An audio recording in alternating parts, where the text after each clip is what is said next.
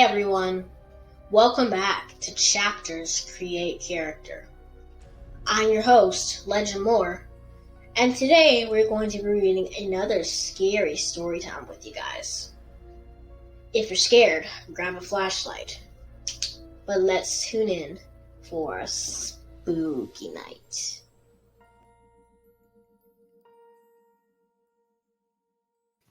Chapter 25. Letting go of Mr. Wood, both girls dove toward the dog.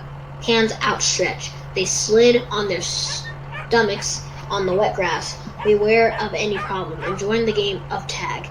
Barky scampered away. Lindy and Chris rolled out of the path of the steamroller. "Hey, get away from there!" the angry operator shouted through the high window of the steamroller. "Are you girls crazy?" They leaped to their feet and turned back to Mr. Wood. The rain began to come down a little harder. A jagged streak of white lightning flashed high in the sky. "I'm free!"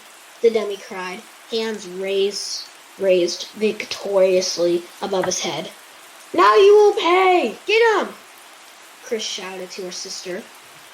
The rain pelted their hair and shoulders. The two girls lowered their hands, leaned to the rain, and began to chase after the dummy. Mr. Wood turned and started to run. He never saw the other steamroller. The gigantic black wheel rolled right over him, pushing him onto his back, then crushing him with a loud crunch. A loud hiss rose from under the machine, like air escaping from a large balloon.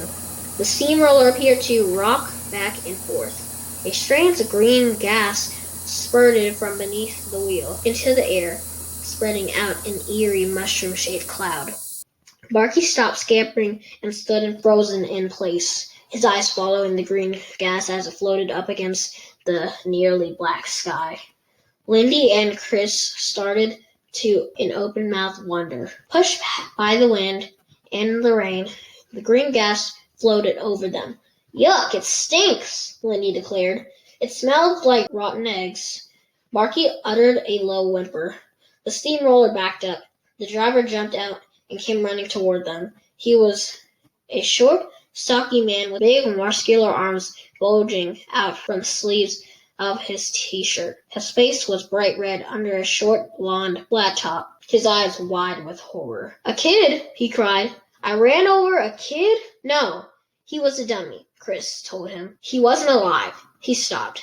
His face faded from red to flower white. He uttered a loud, grateful sigh. "Oh man," he moaned. "Oh man, I thought it was a kid." He took a deep breath and let it out slowly. Then he bent to examine the area beneath his wheel. As the girls came near, they saw the remains of the dummy, crushed flat inside its jeans and flannel shirt. "Hey, I'm real sorry," the man said, wiping his forehead with his t-shirt sleeve as he straightened up to face them. "I couldn't stop in time." "That's okay," Chris said, a wide smile forming on her face. "Yeah, really, it's okay," Lindy quickly agreed. Barky moved close to sniff the crushed dummy. The man shook his head. "I'm so relieved. It looked like it was running. I really thought it was a kid. I was so scared." "No, just a dummy," Chris told him. "Whew!" The man exhaled slowly. "Close one." His expression changed. "What are you guys doing out in the rain anyway?" Lindy shrugged. Chris shook her head. "Just walking the dog." The man picked up the crushed dummy. The head crumbled to powder as he lifted it. "You want this thing?" "You can throw it in the trash," Chris told him. "Better get out of the rain," he told him. "And don't scare me like that again." The girls apologized, then headed back to the house. Chris cast a happy grin at her sister. Lindy grinned back. "I may grin forever," Chris thought. "I'm so happy, so relieved."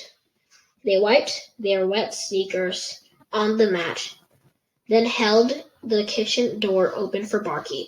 "Wow, what a morning," Lindy declared. They followed the dog into the kitchen. Outside, a flash of bright lightning was followed by a roar of thunder. "I'm drenched," Chris said. "I'm going to get Shane." I'm going up to get changed. Me too. Lindy followed her up the stairs. They entered their bedroom to find the window wide open, the curtains slapping wildly, rain pouring in. Oh no! Chris hurried across the room to shut the window. As she leaned over the chair to grab the window frame, Slappy reached up and grabbed her arm. Hey, Slave, is that other guy gone? The dummy asked in a throaty growl. I never thought he'd leave.